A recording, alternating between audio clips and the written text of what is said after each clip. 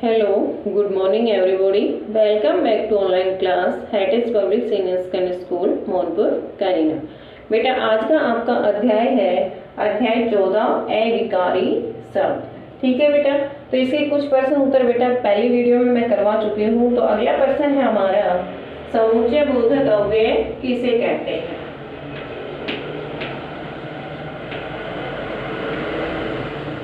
समुच्चय बोधक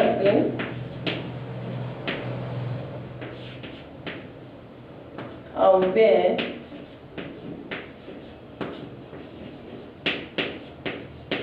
किसे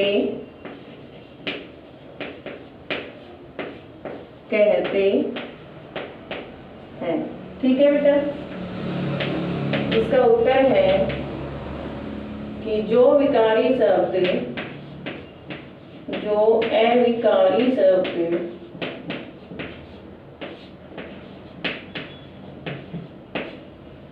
दो शब्दों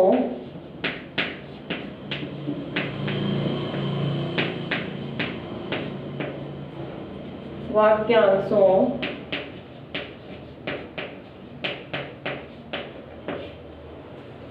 या उपवाक्यों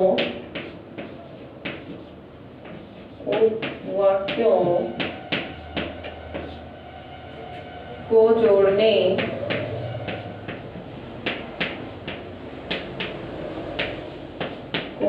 जोड़ने का कार्य करते हैं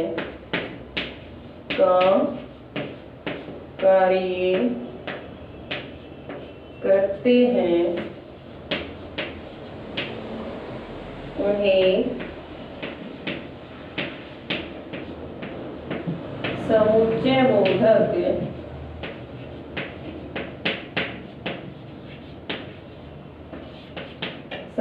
बोधक अव्यय कहते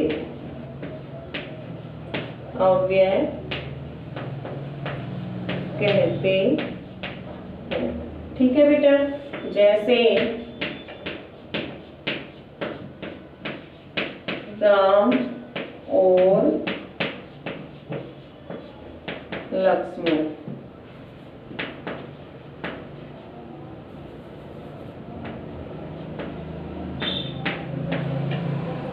जैसे क्या होता है कि राम और लक्ष्मण की जो अविकारी शब्द दो शब्दों वाक्यांशों या उपवाक्यों को जोड़ने का कार्य करते हैं उन्हें क्या होते हैं, उन्हें कहते हैं समुच्चय बोधक अव्यय कहते हैं। क्या होता है कि दो शब्दों, एक ये शब्द है और एक ये शब्द है, राम और क्या है लक्ष्मण। अगर मैं ऐसे लिख दूं राम लक्ष्मण तो क्या हमें पता चलेगा कि ये दोनों अलग अलग नाम है या एक ही है? नहीं पता चलेगा ना बेटा। दोनों को अगर अलग करना है तो हम इसके बीच में क्या लगाते हैं, और लगाते हैं। तो ये और क्या होता है कि समुच्चय बोधक अव्यय होता है कि दो शब्दों या कोई भी वाक्य में अगर हम बीच में लगाते हैं और लगाते हैं उस वाक्य को जोड़ने के लिए, या उपवाक्यों को कोई बड़ा वाक्य है उसमें भी हम करते हैं, तो क्या होता है कि उन दोनों को जोड़ने के लिए क्या करते हैं हम, किस का प्रयोग करते हैं, समुच्चय बोधक अव्यय का प्रयोग करते हैं। किसी भी वाक्य या दो शब्दों को जोड़ने का कार्य करे उसे हम क्या कहते हैं, समुच्चय बोधक अव्यय कहते हैं। ठीक है बेटा, अगला प्रश्न है हमारा प्रश्न नंबर अगला है कि विस्मयादि बोधक अव्यय किसे कहते हैं। विस्मयादि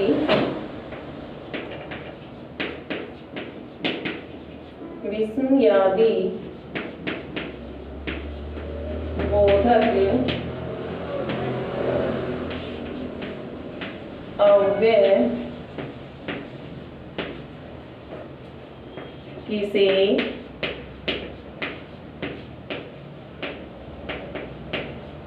कहते हैं। ठीक है बेटा, विस्मयादि बोधक में क्या होता है, जिसमें विस्मय हर्ष शोक आदि होते हैं वो क्या होते हैं, विस्मयादि बोधक अव्यय होते हैं। तो क्या है, कभी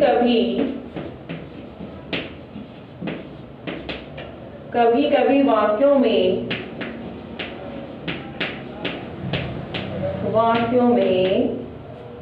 ऐसे शब्द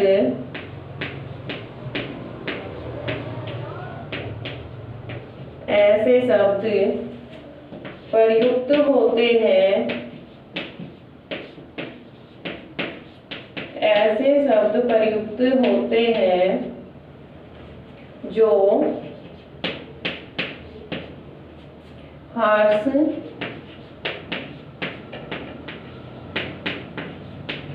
शोक, आश्चर्य,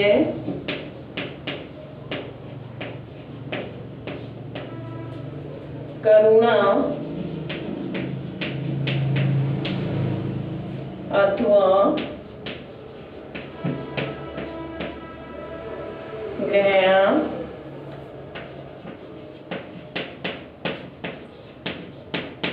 आदि के भाव प्रकट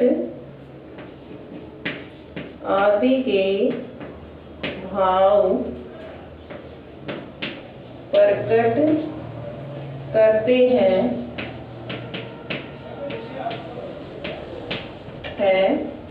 उसे विस्मयादिबोधक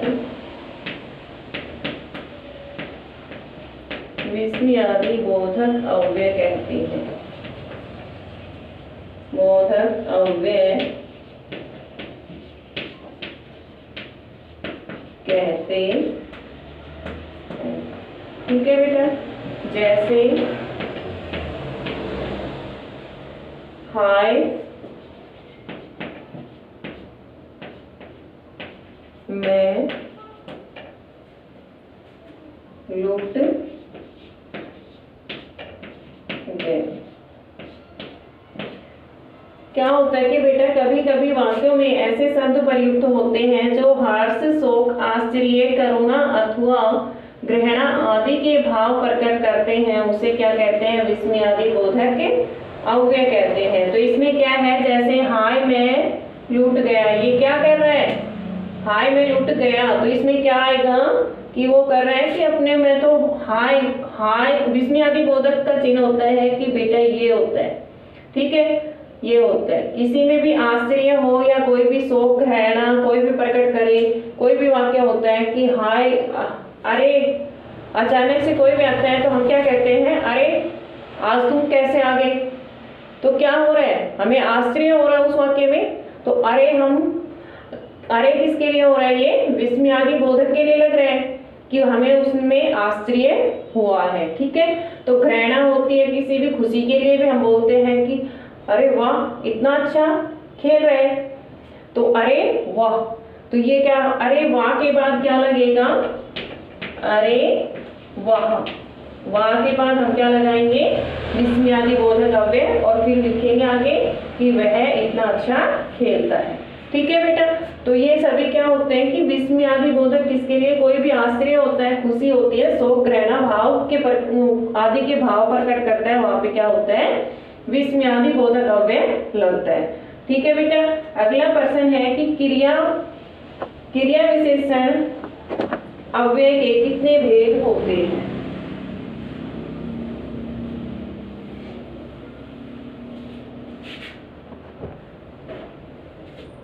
प्रश्न नंबर अगला है क्रिया विशेषण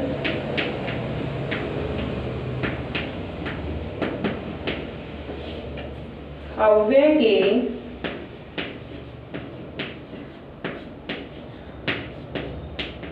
कितने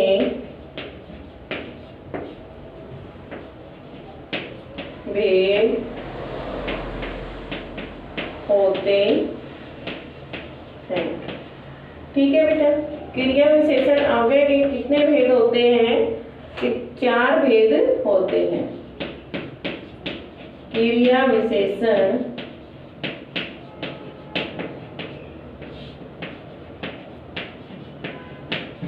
अव्यय के 4 भेद होते हैं। पहला कौन सा होता है बेटा इसमें? कालवाचक क्रिया विशेषण। कालवाचक क्रिया